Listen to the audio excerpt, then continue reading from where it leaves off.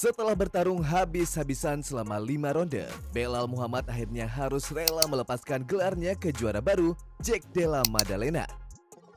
Respect bagi Belal karena bertarung all out menghadapi striker dan boxer berbahaya sekelas Jack Della Maddalena. Banyak orang memprediksi kalau Belal akan mampu mendominasi pertarungan terutama di dalam pertarungan bawah. Namun, sepertinya Jack dengan strateginya berulang kali berhasil meredam ancaman serangan dari Belal. Dan apakah yang menjadi alasan kenapa Belal Muhammad gagal mempertahankan gelar juaranya?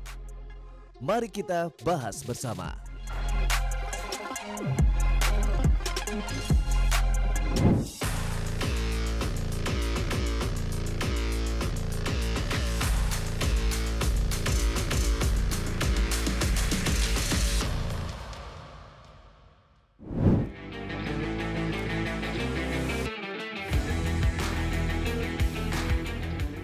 Selamat datang kembali di MMA Corner ID, channel khusus buat kamu pecinta jagat tarung dunia.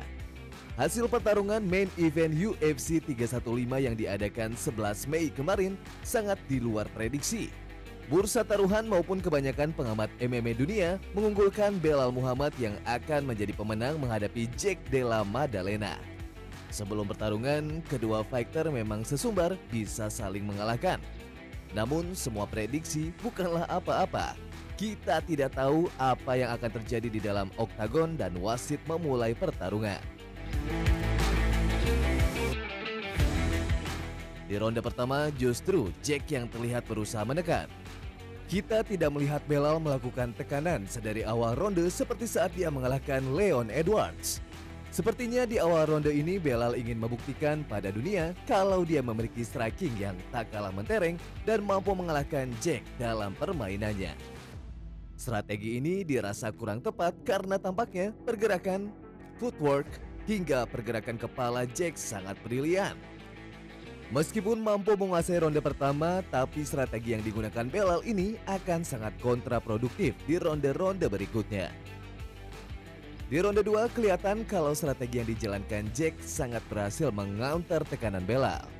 Jack secara konstan menghindari pagar oktagon dan menjaga pertarungan tetap berada di tengah. Pergerakan kepala Jack setelah melepaskan serangan membuat Belal kesulitan melepaskan takedown. Jack dengan pintarnya menunduk saat melepaskan serangan. Dengan cara ini, Jack kelihatannya mampu membuat Belal bingung dan ragu untuk melancarkan serangan takedown.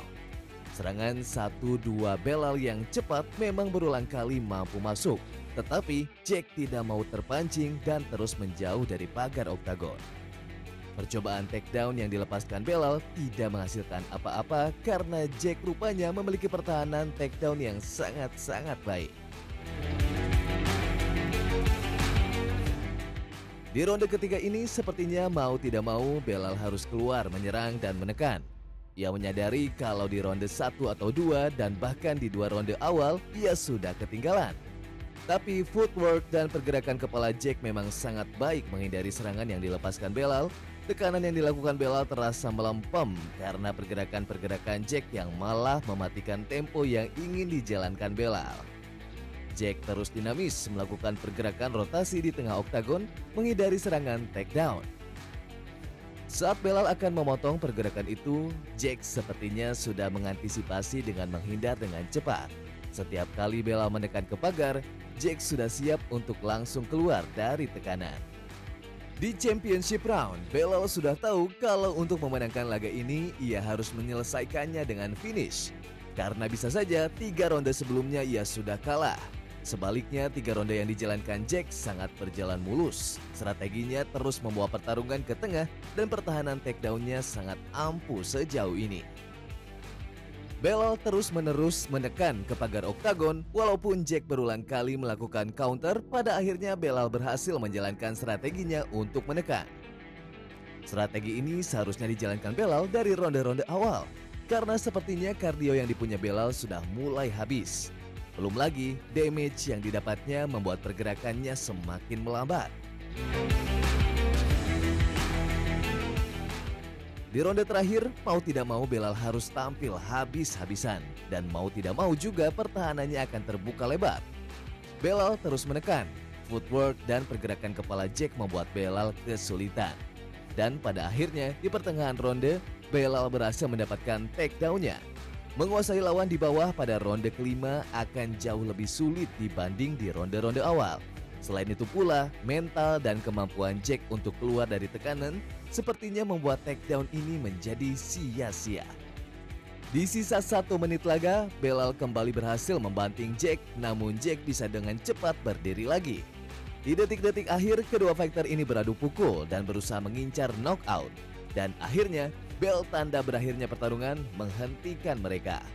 Jack Della Maddalena menjadi juara kelas welter yang baru dengan kemenangan angka mutlak setelah mendapatkan angka 48-47, 49-46, dan 48-47.